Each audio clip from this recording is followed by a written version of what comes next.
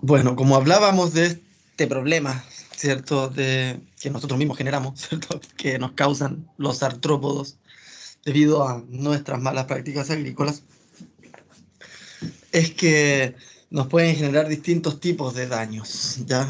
Las plagas nos van a producir dolores de cabeza en distintos ámbitos, ¿cierto? Primero, destruyendo plantas de importancia económica o silvestres, ¿cierto? Tenemos varios problemas de plagas introducidas que están generando daños a los cultivos silvestres o también a los cultivos asilvestrados, ¿cierto?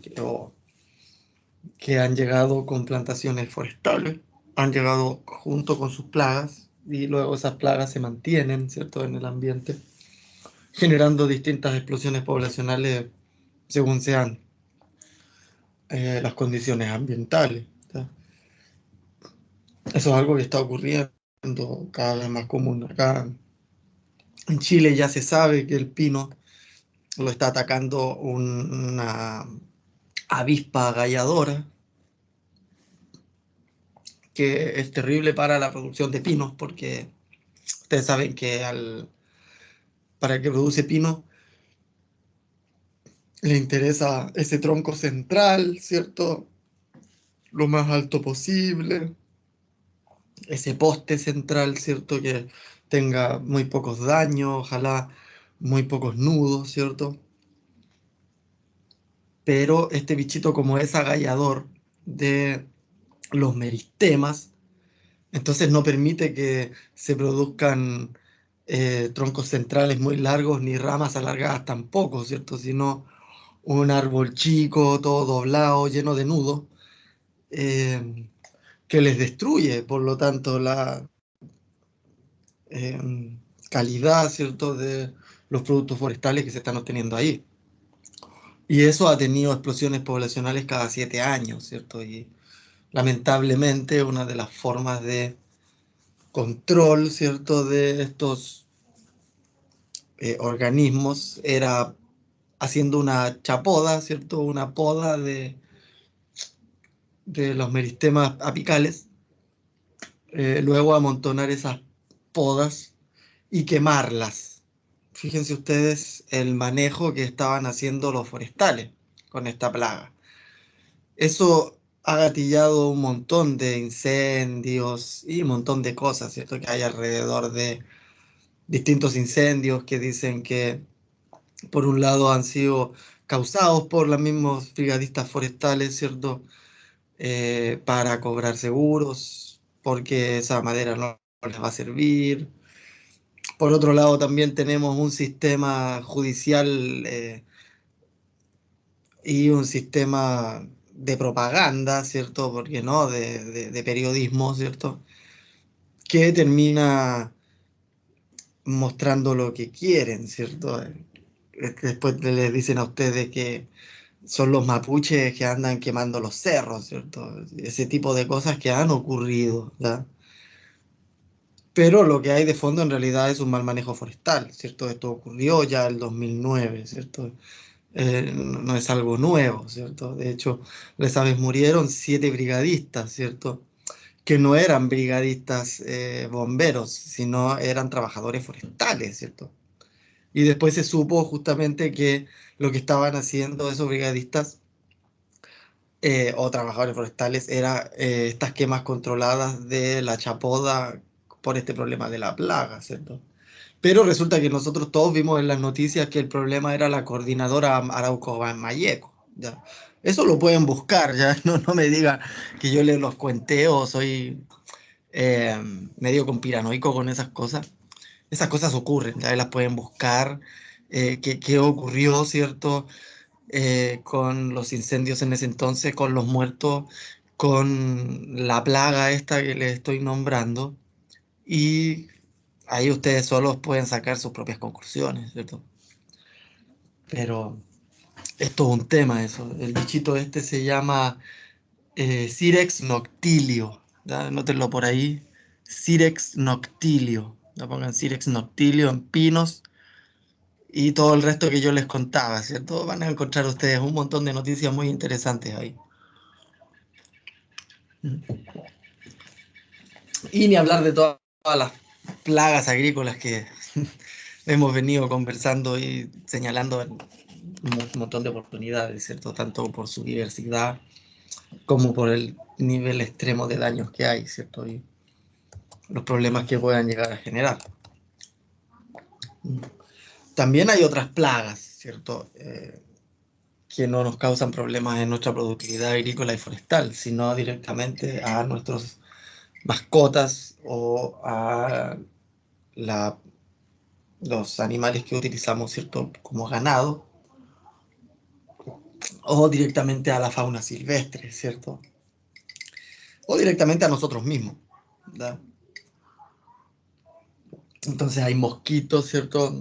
Que nos van a transmitir enfermedades, eh, eh, que pueden también transmitirle enfermedades a la fauna silvestre o a los animales domésticos o moscas, como la mosca de los cuernos, ¿cierto? Que puede ser muy molesta para el cultivo, o sea, para la producción ganadera. Eh, organismos que se denominan sinatrópicos, o sea, que son los que pueden compartir el hábitat con los humanos. Entonces, al compartir el hábitat con nosotros, comparten también eh, sus costumbres y sus bacterias y hongos y cosas, ¿cierto? Entonces también hemos tenido problemas históricos por roedores, además de los mosquitos, ¿ya?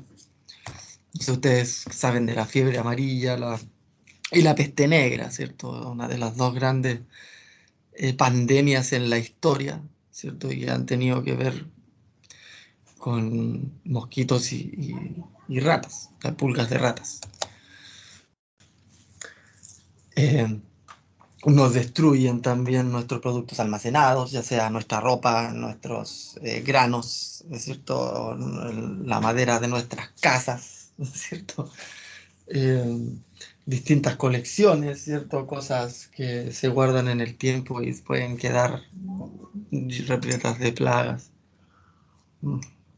Recuerdo una vez collares, que vi unos collares que eran de semillas y de adentro de las semillas habían unos bichitos, entonces mostraban el collar, cómo se veían los hoyos de los brucos dentro de las semillas y así de distintas formas.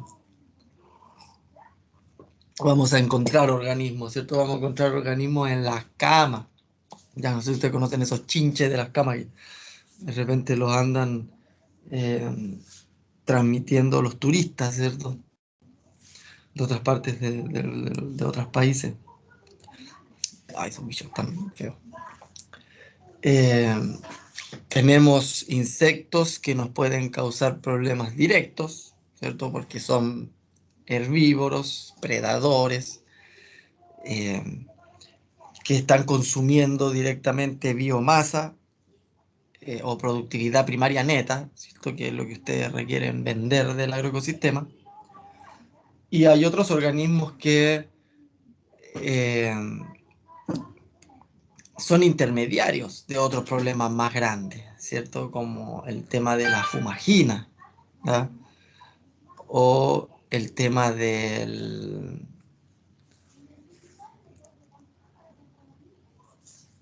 Al otro les iba a nombrar, a ver, ya recién lo tenía en la cabeza. Mm. Bueno, la fumagina ocurre porque estos organismos, como les contaba la otra vez, eh, requieren consumir proteínas porque están buscando reproducirse. Pero sin embargo, la savia va muy rica en azúcar. Y el organismo no quiere tanta azúcar, no quiere más azúcar. Entonces lo desecha en forma de lo que llaman mielecilla. ¿Mm? Entonces esa mielecilla después a ustedes les genera un problema importante porque es atacada por hongos. O sea, la fumagina no es un hongo en específico, ya no. La fumagina no es una especie, ya, como para que alguien escriba por ahí fumagina SP.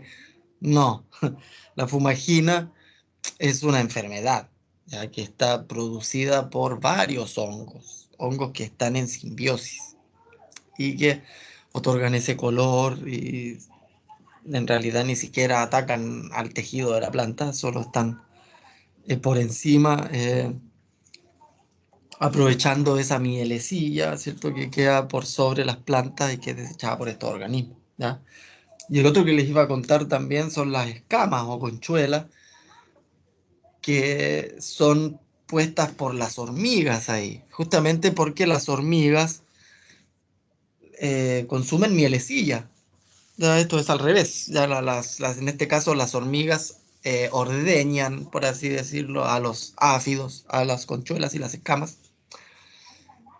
y las protegen. ¿Ya?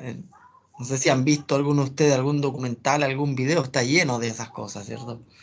De colonias de hormigas ubicando escamas que no son móviles, ¿cierto? Pero ellas sí las mueven, protegiéndolas de organismos predadores o organismos en general parasitoides, ¿cierto? Que les ponen huevos ahí.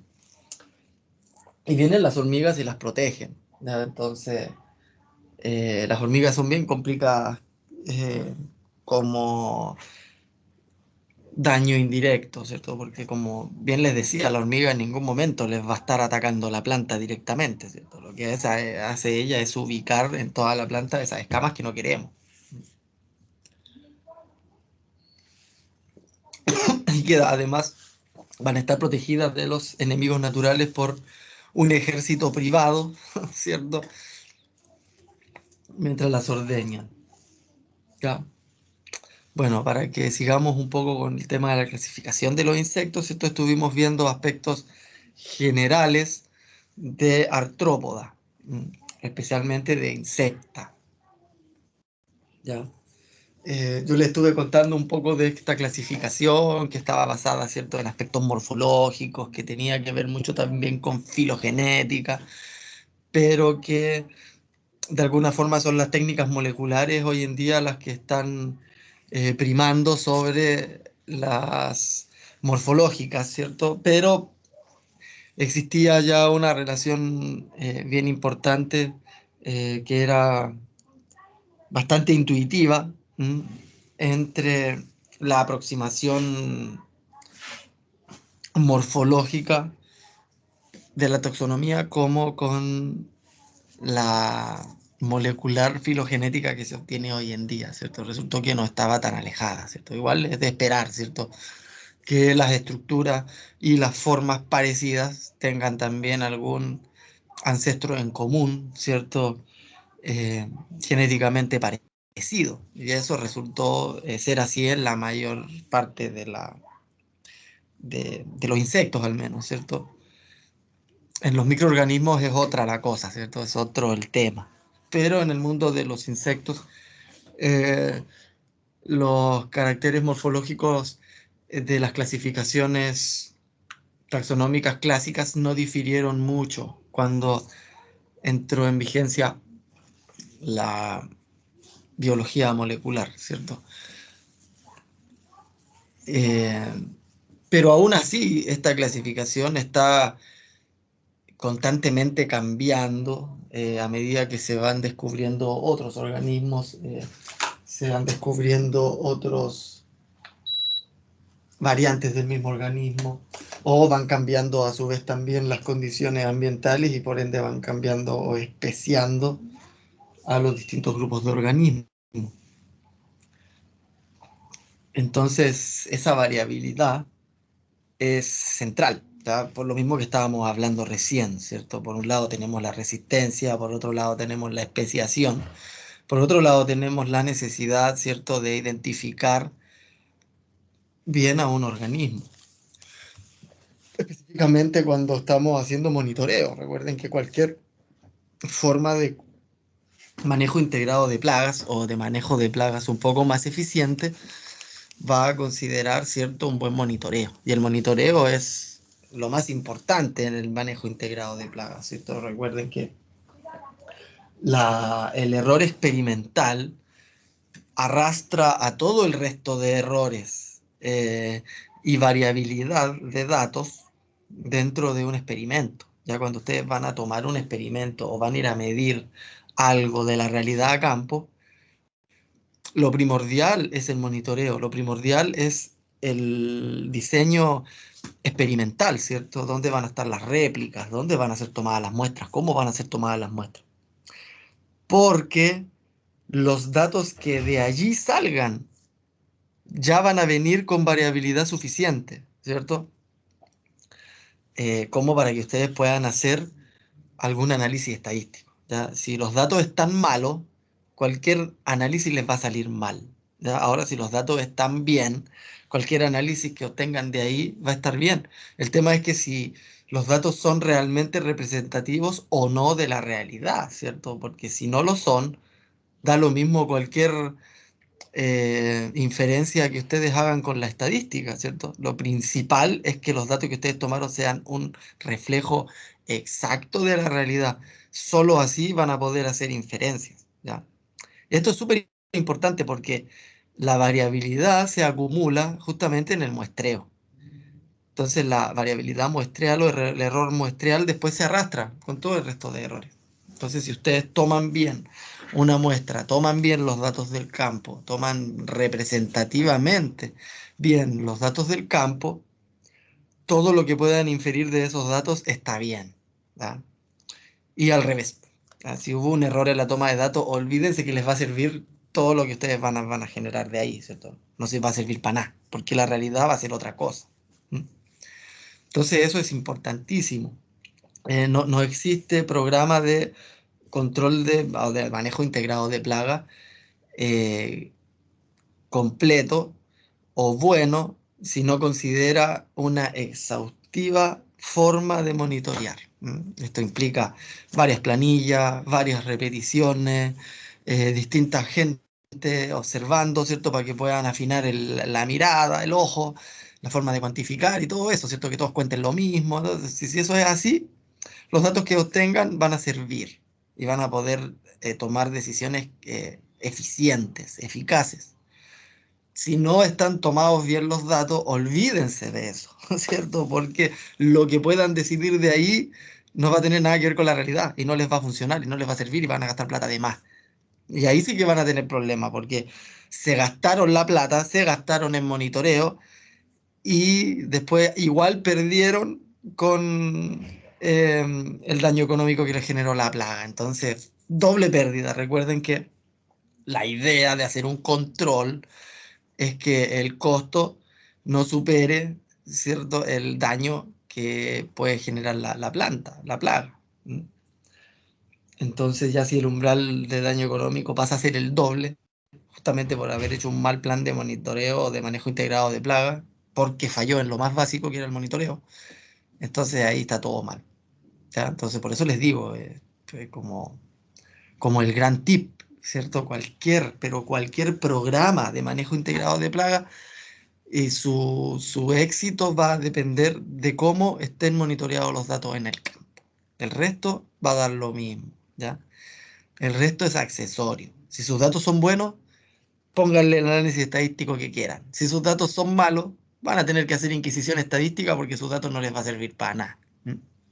Y eso también cuando tengan que hacer la tesis, ya recuerden. Un buen diseño experimental, van a tener un simple eh, y directo análisis estadístico, ¿cierto? Si no, se les va a complicar la vida. Ya cuando hay que empezar a hacer inquisición estadística, empezar a obligar a que los datos te den cosas con prácticas de programas de estadística, porque a veces sin saber lo que se está haciendo, se empieza a usar el programa de estadística hasta que da algo.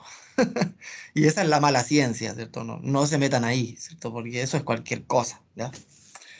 Así que preocúpense de cuando tomen datos, esté bien armado el diseño de toma de datos y esos datos no arrastren error experimental. Entonces, base para un buen monitoreo es un buen reconocimiento, ¿ya? Y por eso que es tan importante entender bien todos estos aspectos filogenéticos diferenciadores en los organismos, ¿ya? Porque es más fácil para nosotros llegar si entendemos bien las bases evolutivas, ¿cierto? De ese grupo de organismos. Y así con cualquier grupo de organismos que a ustedes les interese conocer, ¿cierto? De hecho, actualmente, acaban de subir recién nomás en el Twitter, me llegó, está en este momento el seminario de evolución en Chile, ¿cierto? Y estaban hablando de unos locates, que son unos caracoles nativos de acá de Chile, y cómo su dispersión alrededor de Chile tenía variantes filogenéticas importantes, ¿cierto? Estaba bien interesante, estaba mirando un par de minutos nomás, y se fue. Pero esto está ocurriendo en este momento, ¿cierto? O sea, seminarios y cosas, ustedes van a aprovechar ahora está todo eso posible en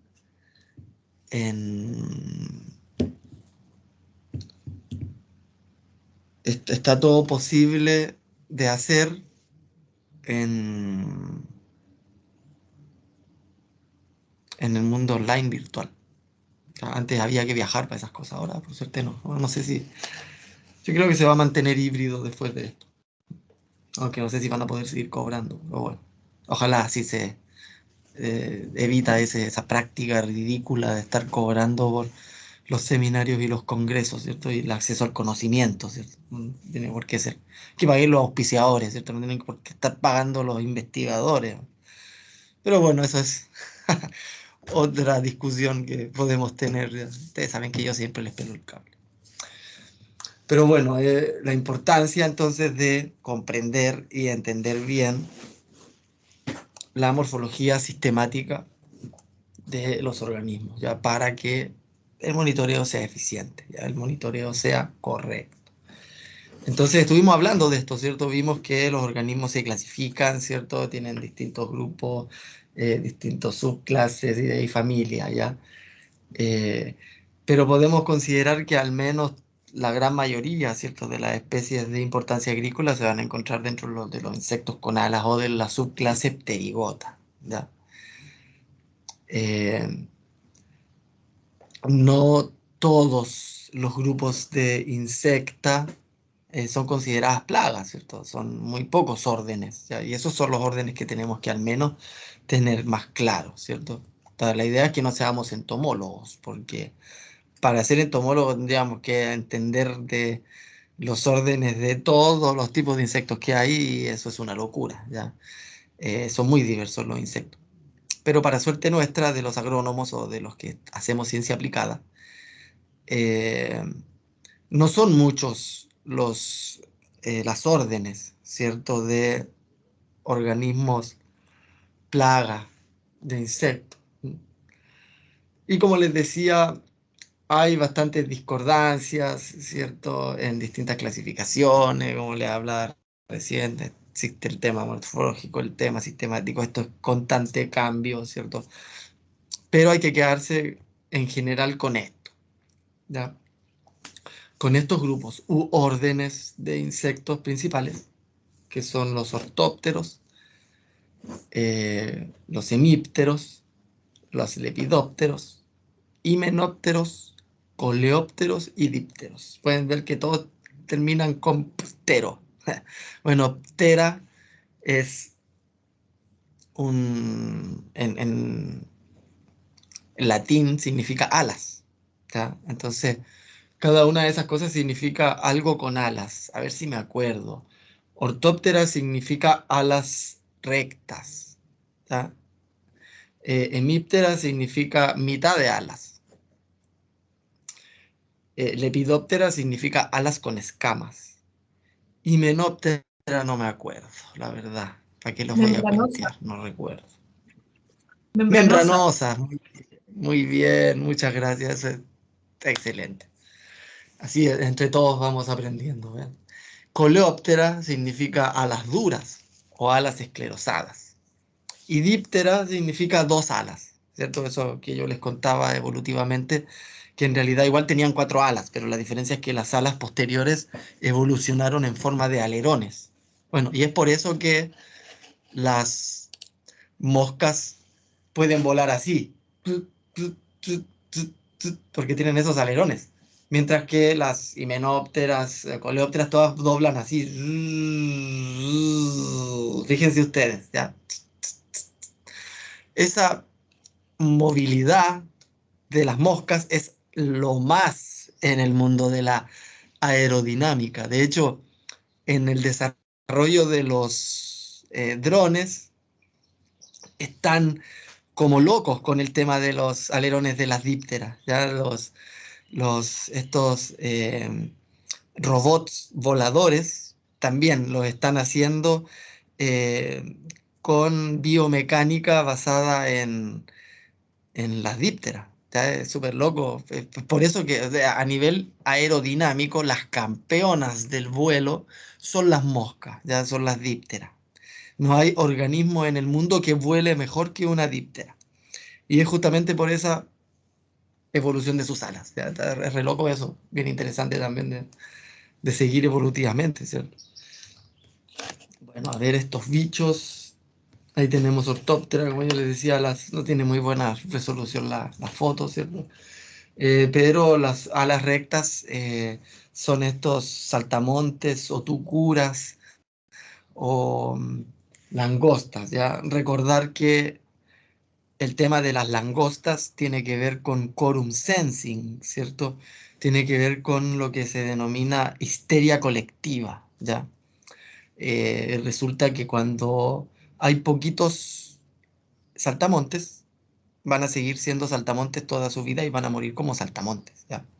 Pero si esos saltamontes se empiezan a encontrar muchos entre sí y se dan cuenta de que hay demasiados saltamontes en una misma área, ellos cambian a nivel hormonal y a nivel de feromona y empiezan a transformarse.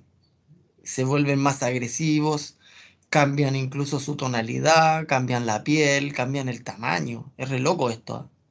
Porque como les digo, cuando no hay una densidad poblacional que llegue a un umbral, no se transforman en langosta, mueren como saltamontes. Pero cuando se supera ese umbral de densidad poblacional, estos bichos se transforman en un organismo mucho más comelón y todo. Estoy en clase. Ahí ya paso el tiro para allá. Bueno, ahí estamos de vuelta en la realidad de la oficina, como les contaba. Pero bueno, entonces eso es súper interesante también de, eso es súper interesante de estudiar, ¿cierto? A nivel evolutivo, a nivel de etología, ¿cierto? De comportamiento ecológico de los organismos. Lo que se denomina, esto se usa mucho en microbiología para las bacterias, ¿cierto? Para las enfermedades. El famoso quorum sensing, ¿ya? Pero en este caso se puede usar también para esos organismos, ¿ya? Y es bien importante eso, porque eso gatilla en que los saltamontes no son plagas, ¿ya? Las plagas son las langostas, son ese estado más, más voraz, más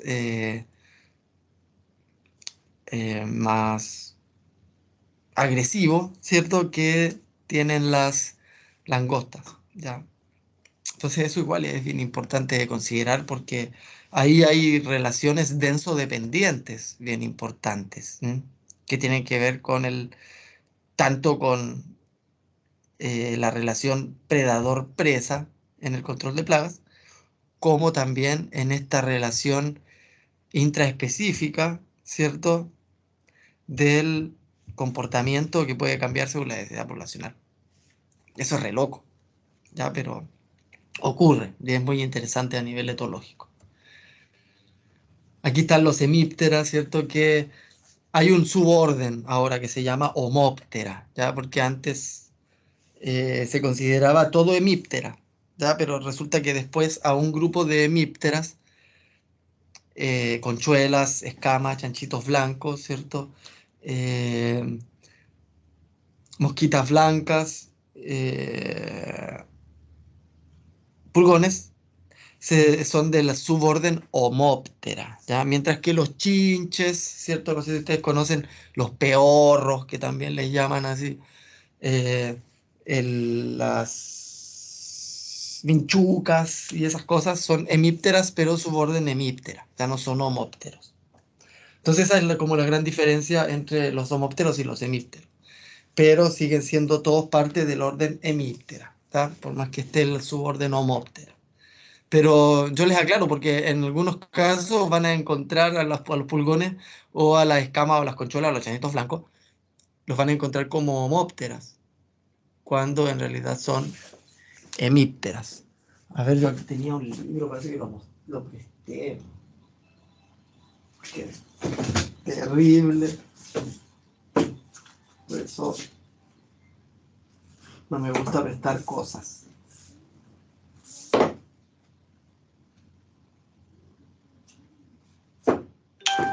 Claro que lo perdí. Es un libro que era de Homóptera. Ya sé a quién se lo presté, así que no hay problema. Que es para clasificación y reconocimiento de distintos chanchitos blancos. Iba a mostrar una foto, pero no está. Bueno, esos son los hemípteros, ¿ya? ¿Por qué hemíptero? Porque el primer par de alas es semimembranosa y semiesclerosada, ¿ya? Y el segundo par de alas sí es membranosa. Por eso se llaman hemípteras. Igual algunas homópteras que tienen alas vestigiales, solo en el caso de los machos, fíjense ahí, que se acuerdan que les expliqué en la clase anterior la reproducción partenogenética. Bueno, aquí lo pueden ver, ¿cierto? Y ahí es cuando se van a encontrar cosas raras de repente entre medio de las escamas, entre medio de las conchuelas, entre medio de los chanchitos blancos, ¿cierto? Se van a encontrar estos especímenes alados que en realidad son machos, ¿cierto? Y recuerden que los otros especímenes son todos clones, hembras clones. Esa era la reproducción partenogenética. Pero ese es el caso del por qué muchos homópteros no tienen alas, ¿cierto? Y no es que no las tengan, ¿cierto? Son vestigiales y tienen solo ese fin, ¿ya? Lepidópteras. Ya acá tenemos los dos grandes grupos importantes, ¿cierto? Las mariposas y las polillas, ¿ya? Pero para cultivos agrícolas es más considerado plaga el, el tema de las polillas, especialmente la familia Tortricidae, ¿cierto? Es ahí donde tenemos el tema del bicho este del tomate, ¿cierto? De la sidia, de la manzana, de los carozos también, el tema de la lobesia, la mayoría de epidópteros que son plagas pertenecen a la familia Tortricidae, pero igual hay otros núctides y así varios más, ¿cierto? La verdad es que yo de polilla me manejo hasta ahí nomás, ¿cierto? Pero sí vamos a encontrar diferencias importantes, ¿cierto?, entre mariposas y polillas, como les decía, por un tema de primero las antenas, ¿cierto?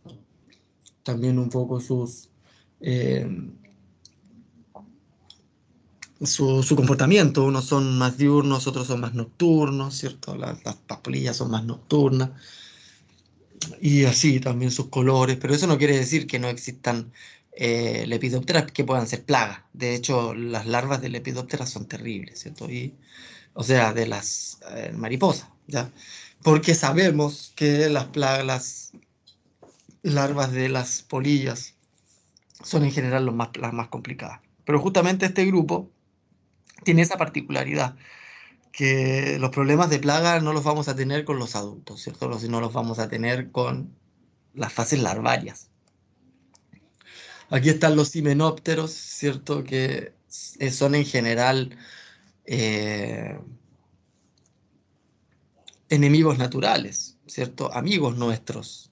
Pero en algunos casos también pueden considerarse plagas, ¿cierto? O transformarse en plaga, como acá en Chile la famosa chaqueta amarilla, ¿cierto? Que es introducida, la trajimos como controlador biológico, pero resulta que más le interesan los cultivos, las plantaciones forestales y los insectos nativos, ¿cierto? Más que ayudarnos como enemigos naturales en los agroecosistemas.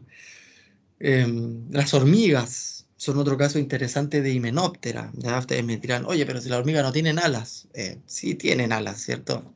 Las princesas y princesos, ¿ya?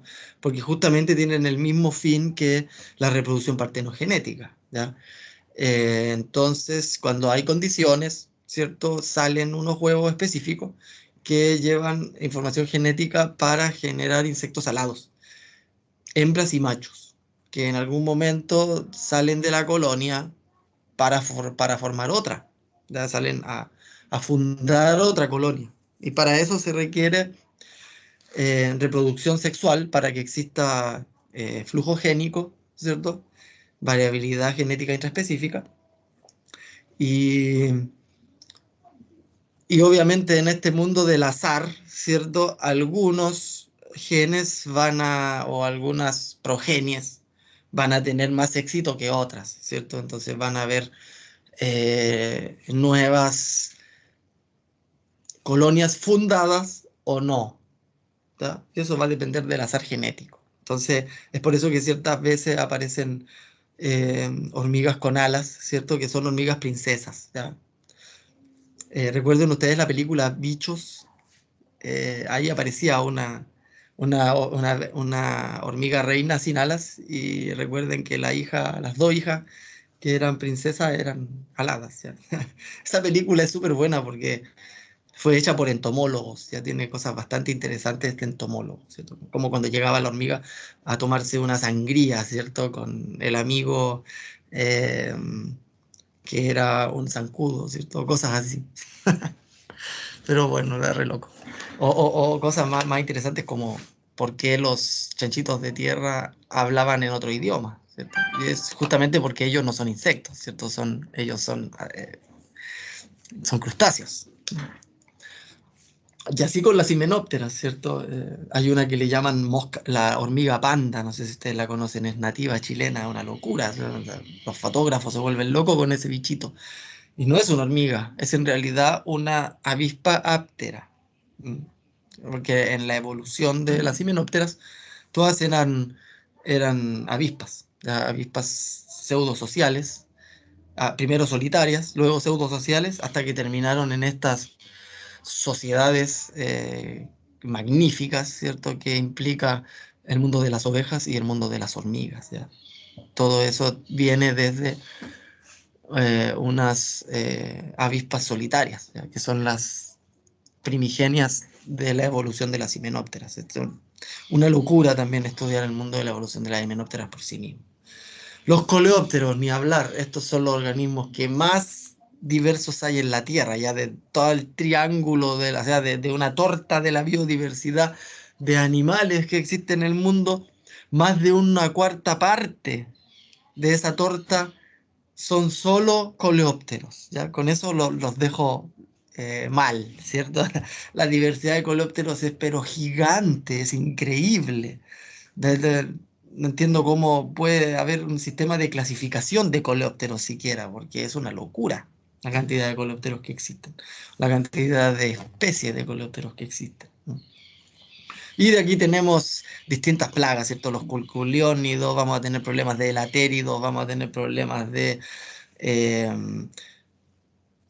estos que son bien bonitos, pero también generan plagas. Vamos a tener bupréstidos, ¿cierto? Cerambícidos, vamos a tener también enfermedades. Vamos a tener problemas con carábide, con escarabeidae también, y así, ¿ya? O también algunos enemigos naturales como los coccinérides, ¿cierto? Que no hay que olvidarlos tampoco, son importantísimos para el control de áfidos y otros insectos, ¿ya? Pero en general los curculiónidos, carábidos eh, y escarabeidos nos van a generar problemas en su fase larvaria también. ¿Mm?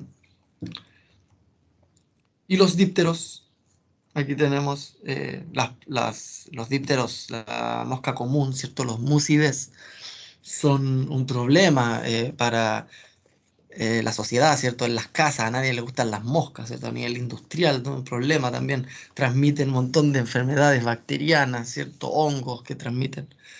Y por otro lado, el tema de los mosquitos, ¿cierto? Que son un problema también de salud urbano, ya en lugares donde hay muchos humedales. Hay que controlar esto porque pueden generar, como ya han generado, como les contaba, pandemias importantes de transmisión de virus a través de los dípteros. Pero también existen enemigos naturales importantes en el mundo de los dípteros. ¿Ya? Hay un díptero que es predador, que es una locura. Esos bichos se llaman... Ay, siempre se me olvida cómo se llaman esos bichos. pero son unos dípteros grandotes, más grandes que los tábanos incluso, y son predadores, ¿ya? Y también tenemos muchos que son eh, muy buenos controladores biológicos cuando son larvas y que son carnívoros, y luego cuando son adultos son muy buenos polinizadores, ya que son el caso de los sílfidos o mosca abejas que encontramos en todos los agroecosistemas. Bueno, a eso hay que protegerlos, porque como les digo, son enemigos naturales y polinizadores muy buenos, ¿ya? Y la importancia de las dípteras en el ecosistema está dada también mucho por esos organismos, o las que llaman las moscas florícolas, que también hay una diversidad importantísima en Chile de moscas florícolas, ¿ya? Bueno, me parece que hasta aquí, sí, hasta aquí llegábamos con la clase. Yo voy a cortar la grabación. Llegamos